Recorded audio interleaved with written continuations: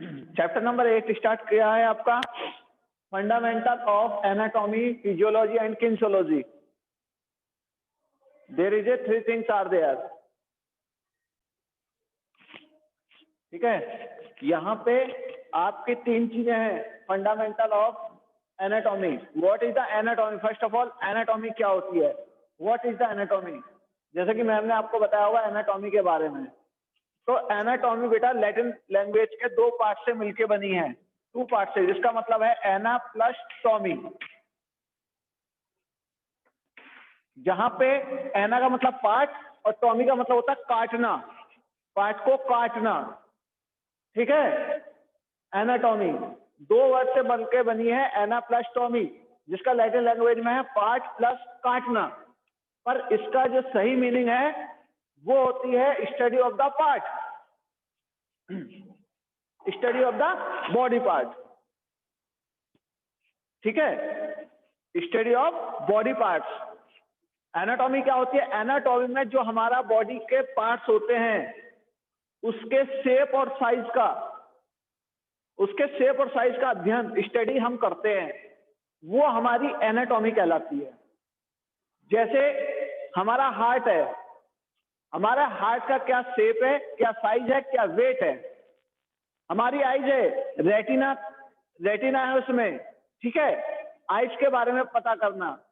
Year है, year किस तरह से है, उसकी जो रचना है वो किस तरह की बनी हुई है।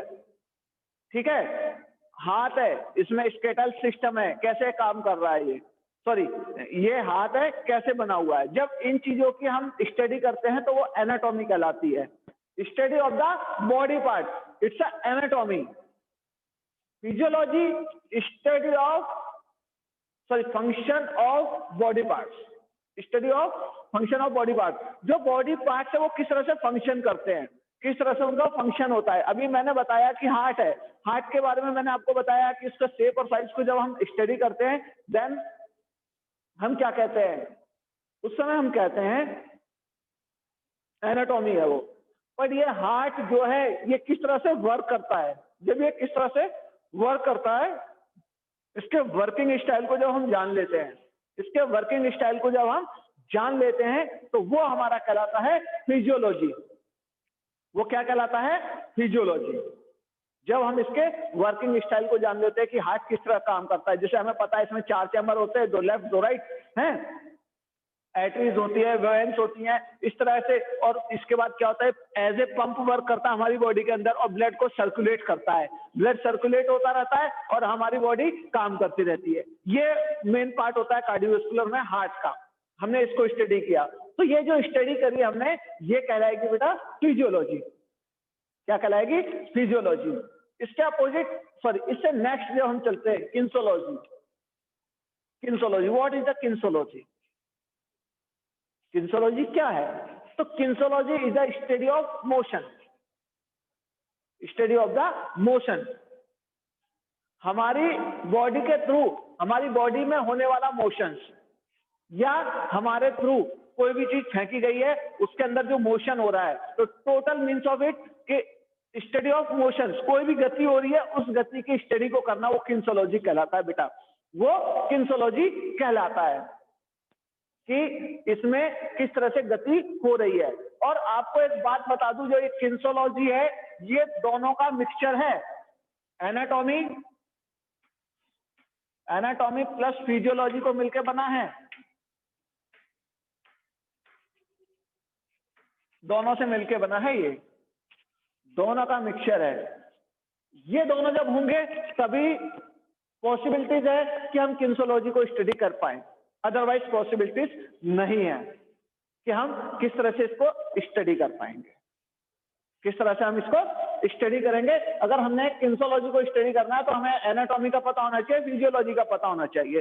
सपोज दैट मैं एक प्लेयर हूं जैवलिन का, जैवलिन को मैंने थ्रो किया, थ्रो किया तो क्या है, इसमें मेरा एनाटॉमिकल बॉडी पार्ट यानी मेरे हाथ, ये मेरा हाथ है, हाथ की ग्रिप है, इससे मैंने पकड़ा, ये एनाटॉमिकल हो गया। ठीक है, इसके बाद ये हाथ किस तरह से फंक्शन कर रहा है, इसका वर्क जब मुझे पता होगा तभी मैं इसमें मोशन लगा सकता हूं। एक चीज और होती है, जो थ्रोइंग इवेंट्स होते हैं उसके अंदर हम देखते हैं कि एंगल बनता है। वो एंगल क्या होता है? वो एंगल होता है 45 डिग्रीज का। 45 डिग्रीज के एंगल पे थ्रोइंग इवेंट्स होते हैं, चाहे वो शॉर्ट पुट हो, जैवलिन हो या फिर डिस्कस वगैरह हो।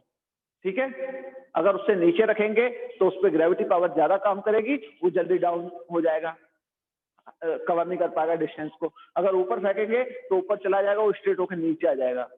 तो there is no possibilities for distance. Distance के लिए कोई पॉसिबिलिटीज नहीं बचेगी। If we want to throw in maximum, then we will utilize the kinesiology knowledge. Then we know what is the kinesiology. It's a part of anatomy plus physiology. ये होता है बेटा। किंसोलॉजी को अगर स्टडी करना है तो हमें एनाटॉमी का पता होना चाहिए और फिजियोलॉजी का पता। इन दोनों की बगैर स्टडी करें ये पॉसिबिलिटीज नहीं है कि हम जानते हैं।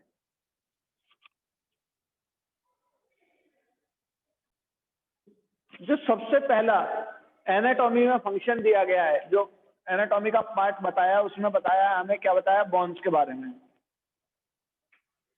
बोन्स, बोन्स बताइए तो इट्स टाइप एंड क्लासिफिकेशंस। इसके क्लासिफिकेशंस कर दिया है मैंने बोन्स का, और क्या बताया? इसके टाइप बताए हैं कुछ। ठीक है, उससे पहले हमें देखना पड़ेगा क्या?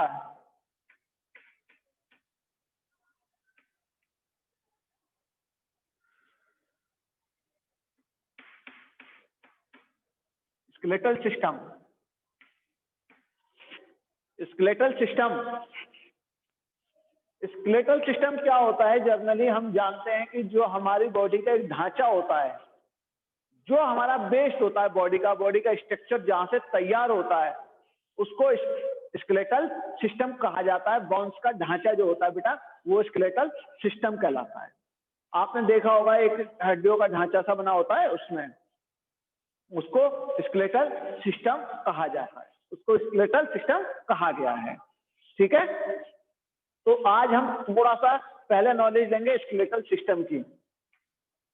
ठीक है, तो स्केलेटल सिस्टम को पहले पढ़ेंगे, उसके बाद बोन्स को पढ़ेंगे, क्योंकि स्केलेटल्स के अंदर ही उसकी बोन्स आती हैं।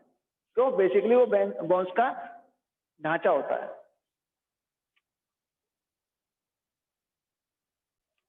आप देखिए एक छोटा बच्चा होता है, उसके अंदर बोन्स जो होती है, नंबर ऑफ बोन्स होती हैं वो 213 होती हैं। वो क्यों होती है? क्योंकि जो उसकी वर्टिब्रल कॉलम्स होती है, इसको बैकबोन की कॉलम्स बोन्स कहा जाता है, इसके अंदर बहुत छोटी छोटी बोन्स होती हैं। ठीक है, और ये बाद में जब जैसे बड़ा होता है तो बहुत सॉफ्ट होने के कारण वो थोड़ी दूर दूर होती है, पर जैसे जैसे बच्चा बड़ा होता है वो दो बोन्स एक में चिपक जाती हैं। तो इस तरह 13 से वो 6 रह जाती है, यानी 7 बोन्स गायब हो जाती हैं ऑटोमेटिकली। वो सॉफ्ट होती है तो दूर दूर रहती हैं, पर जैसे जैसे बच्चा ग्रो करता है, बढ़ता है, सपोज कीजिए कि इस तरह आ रहा है, ये इस तरह से आ रही है, दो पटरी रेल, आपने देखा होगा रेल जब चलती है तो इस तरह से आती है। इसी तरह बच्चे की बोन्स इस तरह से आ रही है और वो आते आते आगे आके जुड़ जाती है इस तरह से, तो वो 206 हो जाते हैं। फिर छोटे बच्चे के अंदर 213 बोन्स होती हैं। ठीक है बेटा, तो स्केलेटल सिस्टम, हमारा स्केलेटल सिस्टम दो पार्ट में डिवाइड होता है, एक्सल और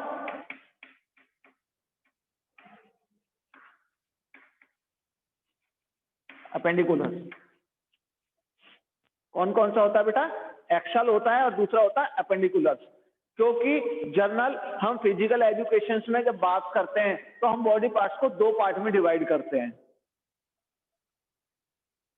हम बॉडी पार्ट्स को दो पार्ट में डिवाइड करते हैं, अपर बॉडी पार्ट्स और lower body parts. Upper body part जो हिप्स होती है हमारी, जो वेस्ट होती है कमर, उससे ऊपर के बॉडी पार्ट्स का जो ढांचा होता है वो एक्सल कहलाता है, और अपेंडिकुलर्स कहलाता है जो नीचे का होता है।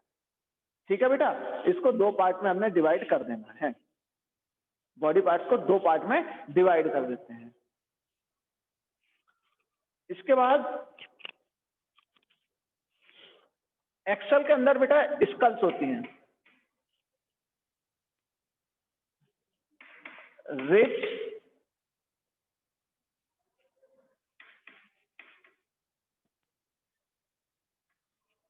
हाइड्रोट्स होती है,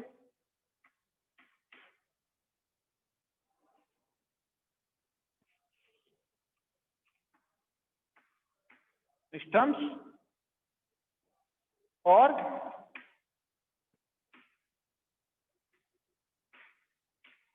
वर्टिबल्स कॉलम, ये होती है। स्कल्स 28, रिब्स 24, हाइड्रोट्स बोन में एक हड्डी, स्टम्प्स जो ये गर्दन के पीछे एक, और वर्टिबल्स में कितनी होती है 26 एडल्ट में और 33 बच्चे के अंदर। इस तरह से डिवाइडेशन होता है, ठीक है।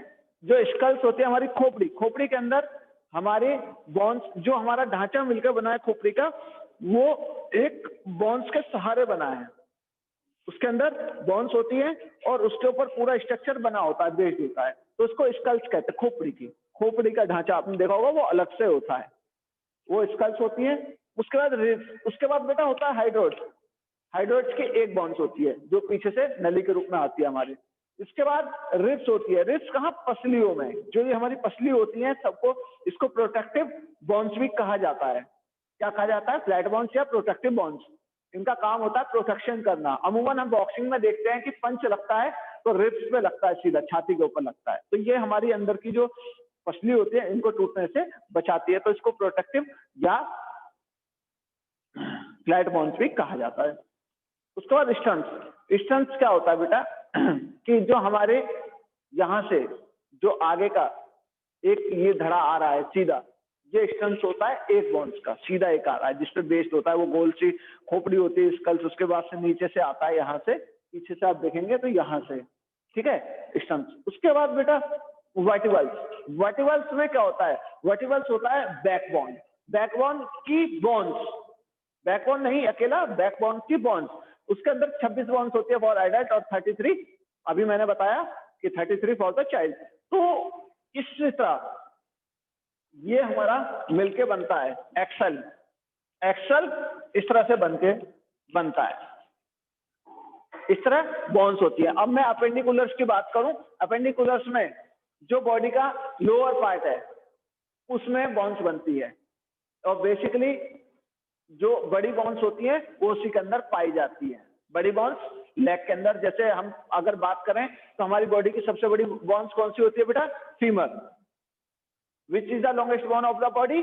फीमर। और सबसे छोटी स्टेपिस, कान के अंदर जो होती है वो स्टेपिस होती है, ठीक है। तो अपेंडिकुलर्स, अपेंडिकुलर्स को हम दो पार्ट में डिवाइड करते हैं, इसको भी दो पार्ट में।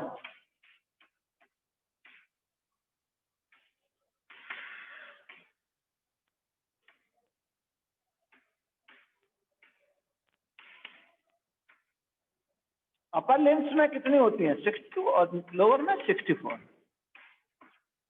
इस तरह से ये अपेंडिक जो हमारा होता है एक्सल्स, ये मिलके बनाता है।